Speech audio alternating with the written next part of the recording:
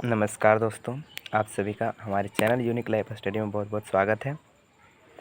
आज हम देखेंगे क्लास 11th के ज्योग्राफी का फर्स्ट बुक का फर्स्ट लेसन, और वो है भूगोल एक विषय के रूप में। इसके बारे में हर एक चीज़, हर एक टॉपिक, हर एक चीज़ के बारे में जानकारी देंगे।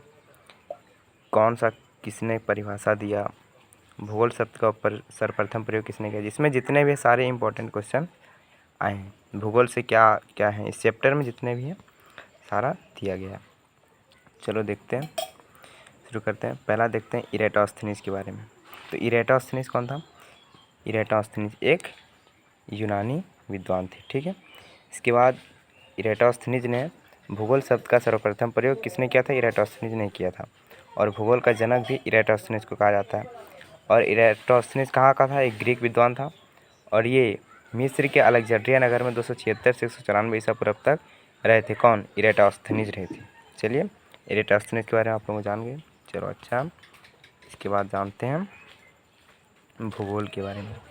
तो भूगोल क्या है उसके बारे में थोड़ा देखते हैं। भूगोल को अगर एक शब्द में बोला जाए तो भूगोल पृथ्वी का वर्णन है। जो कि भूगोल किस भाषा का शब्द है? तो भूगोल जो है ग्रीक भाषा का शब्द है।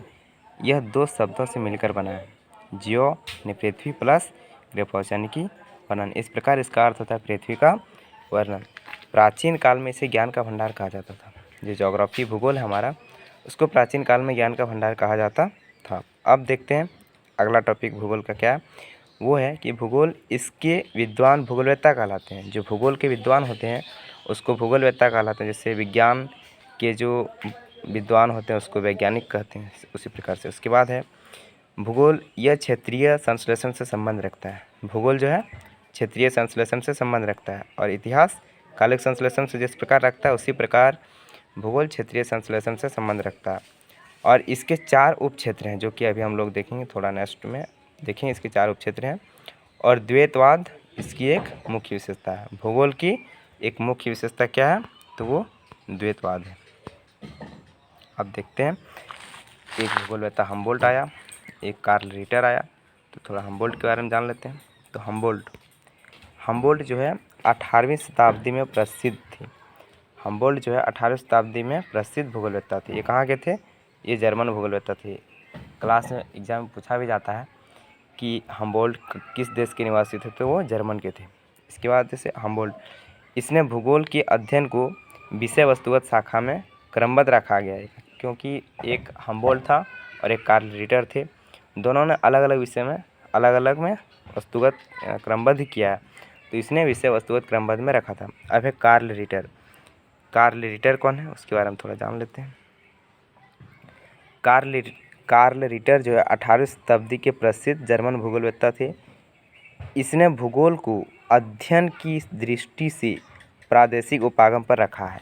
तो कार्ल रिटर ने प्रादेशिक उपागम के आधार पर रखा है, और हम्बोल्ट ने वस्तुगत यानी क्रमबद्ध में रखा है। आप चाहें तो इसका स्क्रीनशॉट ले सकते हैं। इसका नोट्स तो आपको ऐसे कहीं मिलेगा नहीं, इस तरह से कोई पढ़ाता भी नहीं है इस चैनल के अलावा। तो चलिए दोस्तों, नेक्स्ट देखते हैं। जैसे मैंने बोला था कि भूगोल की 4 उपक्षेत्र हैं, वो देखते हैं 4 उपक्षेत्र उसके क्या है। तो भूगोल की शाखाएं, जो पहला है वो है भौतिक भूगोल, फिर दूसरा क्या है आपका मानव भूगोल, और तीसरा है जीव भूगोल, चौथा है प्रादेशिक उपागम पर आधारित शाखाएं। तो ये हम लोगों ने जान लिया कि क्या है, कितने भूगोल की शाखाएं हैं। अब जैसे यहाँ पे हम लोग भूगोल की शाखा भौतिक भूगोल जाने, तो भौतिक भूगोल की भी शाखाएं होती है। तो भौतिक भूगोल की कितने शाखाएं होती है? तो वो भी 4 होता है। भौतिक भूगोल की शाखाएं, एक होता है भू आकृति विज्ञान, दूसरा जलवायु विज्ञान, तीसरा जल विज्ञान, और चौथा मृदा भूगोल। इतना लोग समझ गया। अब भौतिक भूगोल का हो गया। अब जाएंगे मानव भूगोल के बारे में। तो मानव भूगोल का कितने प्रकार देखते हैं। मानव भूगोल की 5 शाखाएं होती है। जो पहली है उसका नाम है सामाजिक सांस्कृतिक भूगोल, दूसरा है जनसंख्या एवं अधिवास भूगोल, तीसरा आर्थिक भूगोल, और चौथा है ऐतिहासिक भूगोल, और पांचवा है दोस्तों राजनीतिक भूगोल। अब चलिए दोस्तों आगे देखते हैं जीव भूगोल। जैसे कि यहाँ पे मैंने दिखा था आपको जीव भूगोल। तो जीव भूगोल की कितने शाखाएं वो भी आपको मैं दिखाता हूँ। तो जीव भूगोल की 4 शाखाएं। पहला है जीव भूगोल, दूसरा है वनस्पति भूगोल, तीसरा है पारिस्थितिक विज्ञान, और चौथा है पर्यावरण भूगोल। तो ये आप लोगों ने देखे। अब चलिए आपको दिखाते हैं कि प्रादेशिक उपागम पर आधारित शाखाएं, जो कि कार्ल रिटर ने विभाजित किया था, इसमें रखा था भूगोल को, उसके बारे में अब हम लोग थोड़ा सा जानते हैं कि वो क्या था। तो प्रादेशिक उपागम पर आधारित शाखाएं वो निम्न है। देखो, पहला में बृहद, मध्यम, लघु स्तरीय प्रादेशिक क्षेत्रीय अध्ययन, जो कि अपने छोटे छोटे स्थान पर, मध्यम स्थान पर जो है उसके बारे में जो अध्ययन किया, क्षेत्रीय अध्ययन है वो। दूसरा है ग्रामीण इलाका नियोजन तथा शहर एवं नगर नियोजन प्रादेशिक नियोजन, ये कि अपने गांव के नियोजन के बारे में, शहर के नियोजन के बारे में, उसके बारे में बताया। तीसरा प्रादेशिक विकास और चौथा लास्ट है प्रादेशिक विवेचना संश्लेषण। तो दोस्तों, आप चाहें तो इसका स्क्रीनशॉट ले सकते हैं। ऐसा नोट्स तो आपको ऐसे कहीं मिलेगा नहीं। चलो, थैंक यू दोस्तों। अब आगे क्लास अगले दिन देखेंगे, तब तक इतना के लिए इतना ही रखते हूँ। चलो, थैंक यू।